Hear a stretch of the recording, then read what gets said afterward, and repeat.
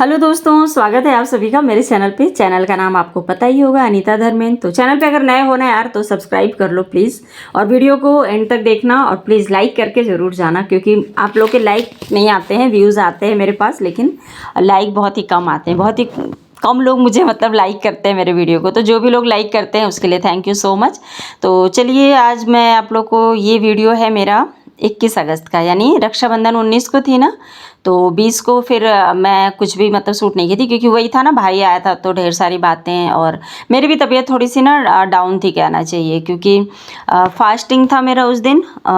रक्षाबंधन को पूर्णिमा व्रत था, तो इसकी वजह से दूसरे दिन ना थोड़ी सी वीकनेस लगती ही है, चाहे कुछ भी कर लो। तो इसलिए फिर कुछ भी ज़्यादा शूट की नहीं थी, बस वही रात में जब जा रहा था भाई तो बस उसको शूट की थी। और उसके बाद आप लोग को सीधे मिल रही हूँ मैं 21 अगस्त की मॉर्निंग से। तो 2-3 दिन से ना मैं मशीन नहीं लगाई थी, या थोड़े बहुत तो कपड़े धुल रहे थे, मगर फिर भी ना त्यौहार आता है ना तो बहुत सारे कपड़े हो ही जाते हैं ना। तो बस वही हो गया था मेरे साथ भी। और यहाँ पे बस सुबह से ही मैं आज उठ के मशीन लगा ही दी थी, क्योंकि साथ में सारे काम होते रहेंगे। और मशीन लग जाती है ना तो आंटी जब बर्तन धोने आती हैं तो उससे पहले मैं थोड़े बहुत कपड़े खंगाल लेती हूँ, तो सूख भी जाते हैं तब तक, क्योंकि बालकनी में मेरे ना सुबह के टाइम ही आती है धूप, उसके बाद फिर मुझे छत पे जाना पड़ता है सुखाने। तो इसलिए मैं सोच रही थी जितनी जल्दी धुल जाए। तो बस यहाँ पे कपड़े मशीन में भी घूम रहे थे, और साथ के साथ मैं खंगालते भी जा रही थी। मशीन में मैं कपड़े धोती हूँ, मगर खंगालने का काम मैं नीचे ही करती हूँ। इससे थोड़ा सा पानी की बचत हो जाती है ये चीज़ है बस। तो चलिए, आज बात कर लेते हैं थंबनेल के ऊपर, यानी कि हमेशा दूसरों को खुश रखने की कोशिश बंद करो।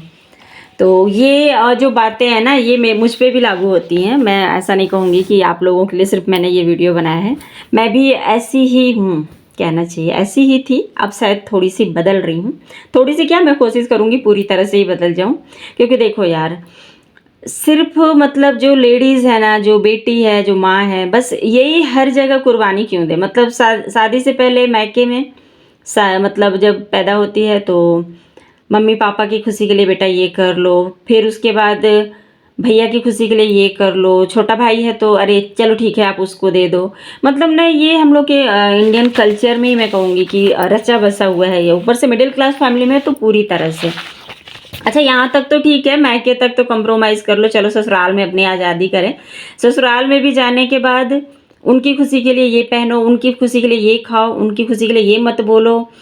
मतलब अगर आप भाभी हो तो ननंद को मत बोलो, अगर आप बहू हो तो सास को मत बोलो, अगर आप बीवी हो तो पति को कुछ मत बोलो। यहाँ तक कि अपने खुद के बच्चे भी हैं, अगर आप फैमिली में हो तो उनको भी आप मत डांटो, क्योंकि घर के बड़ों को लगता है कि आप बच्चों को नहीं डांट रहे हो, उनको डांट रहे हो।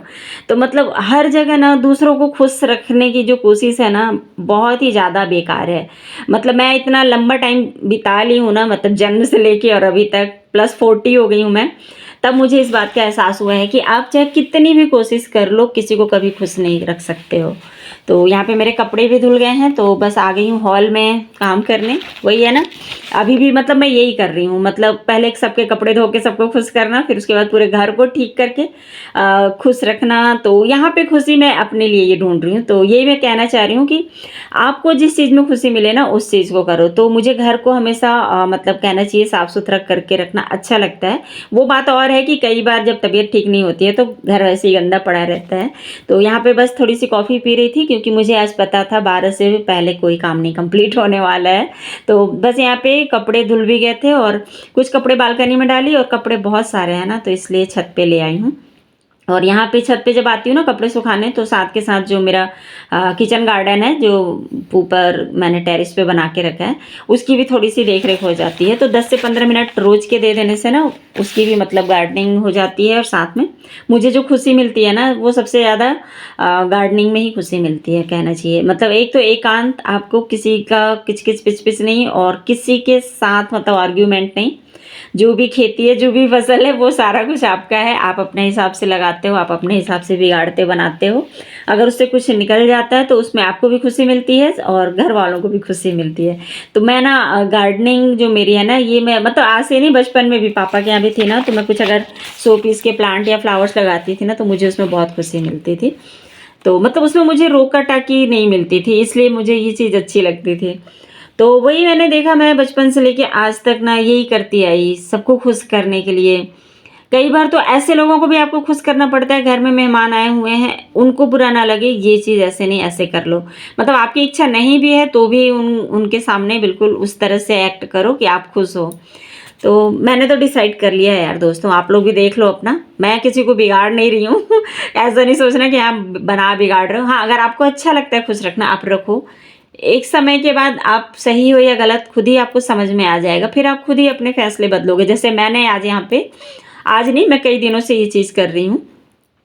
मतलब अपने लिए अब मैं जीने की कोशिश कर रही हूँ कि कब तक जिए दूसरों के लिए, पहले माँ बाप के लिए, फिर हस्बैंड के लिए, फिर घर वालों के लिए, फिर फाइनली बच्चों के लिए। अब अपनी लाइफ तो ये सब में पूरी पिस गई ना, सब कुछ करते करते। चलो काम करना अच्छी बात है, सब करते हैं, जेंट्स भी करते हैं, लेडीज़ भी करती है, पर जेंट्स को कभी आपने देखा है कि वो दूसरों की खुशी के लिए जीते हो? नहीं, वो तब तक दूसरों की खुशी के लिए जीते हैं जब तक उनकी शादी नहीं होती है, जब उनकी जॉब नहीं रहती है, तब तक वो अपने माँ बाप के हिसाब से चलते हैं कि उनको बुरा ना लगे, उनके साथ रहना है ऐसा। जिस दिन उनकी नौकरी लग जाए या 2 पैसा कमाने लगे हैं या तो फिर उनकी शादी हो जाए तो वो अपने आप को घर के सबसे बड़े समझते हैं। फिर ना तो वो अपनी बीवी की खुशी का ख्याल रखते हैं, ना अपने माँ बाप की खुशी का ख्याल, ना अपनी बहनों का। मतलब वो सिर्फ उनको जिस चीज़ में खुशी मिलेगी ना वो वैसा करेंगे। जब उनका मन करेगा उठेंगे, जब उनका मन करेगा खाने का खाएंगे, जब मन करेगा घूमने चले जाएंगे। तो ये आज़ादी सिर्फ जेंट्स को ही क्यों मिली है, मेरी ये नहीं समझ में आती। ये आज़ादी लेडीज़ की भी पास होनी चाहिए ना। तो इसके लिए आपको दूसरों से आज़ादी लेने की ज़रूरत नहीं है, इसके लिए हमें खुद ही खड़ा होना पड़ेगा।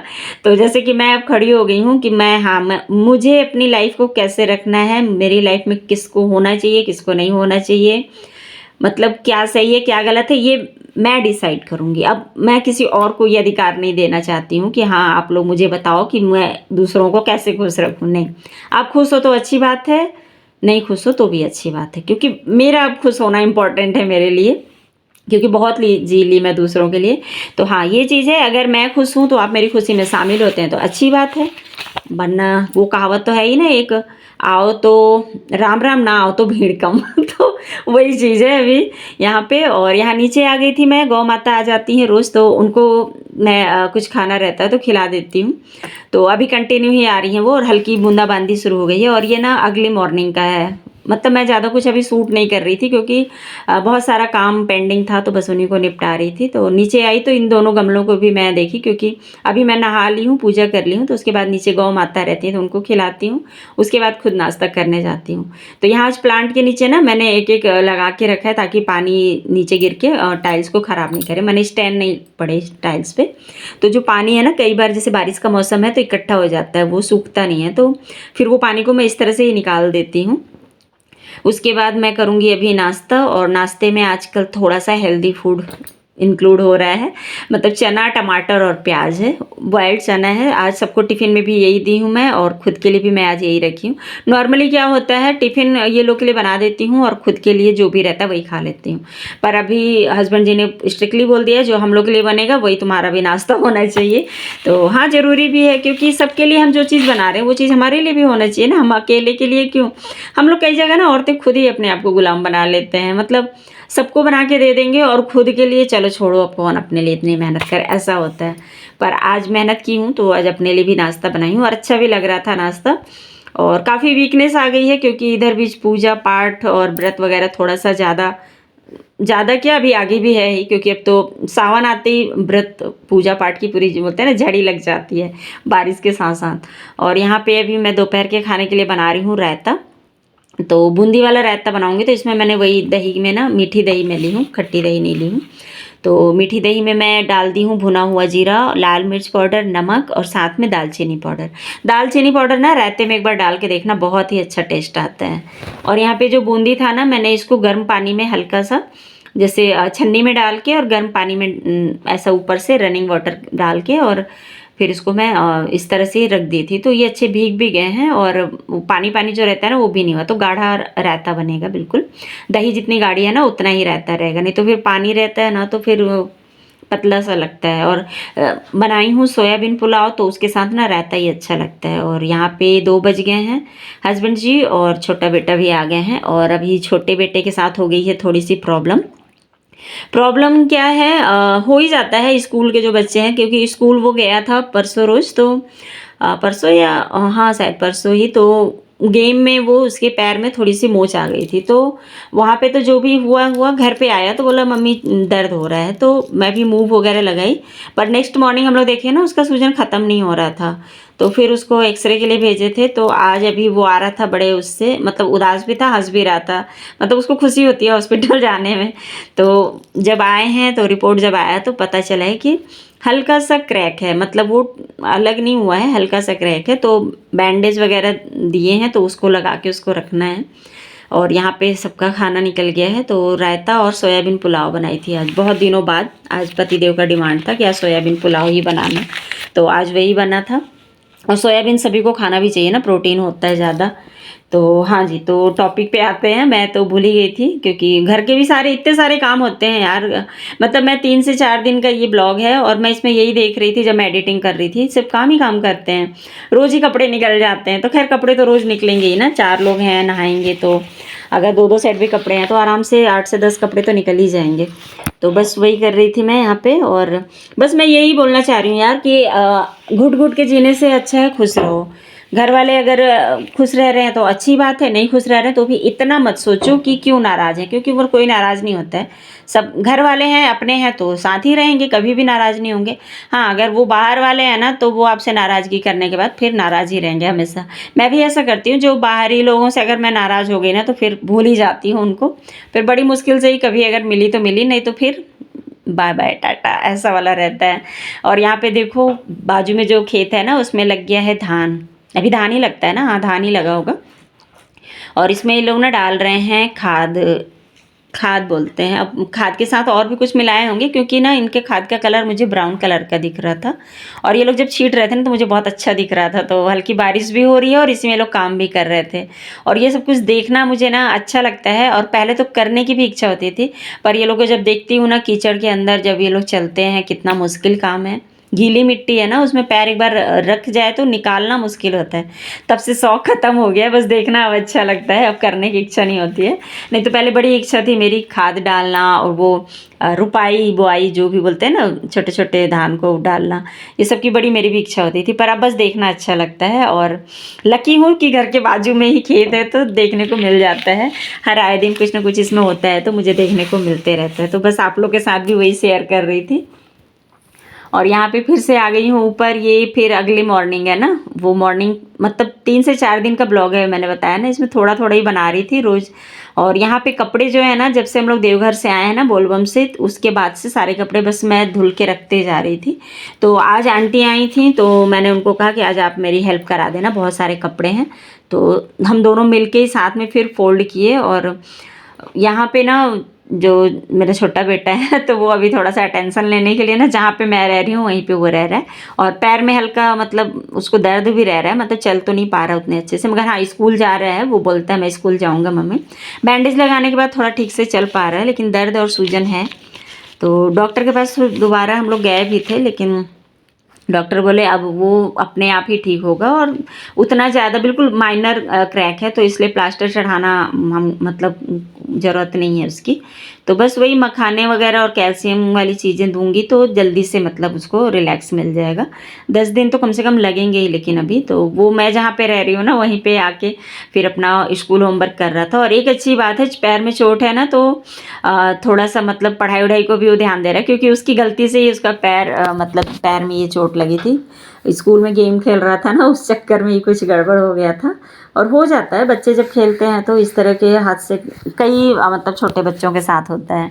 आप लोग के घर में किसी बच्चे के साथ ऐसा हुआ है क्या? कमेंट में ज़रूर बताना। मेरे तो बड़े वाले भाई के साथ भी एक बार ऐसी हुआ था।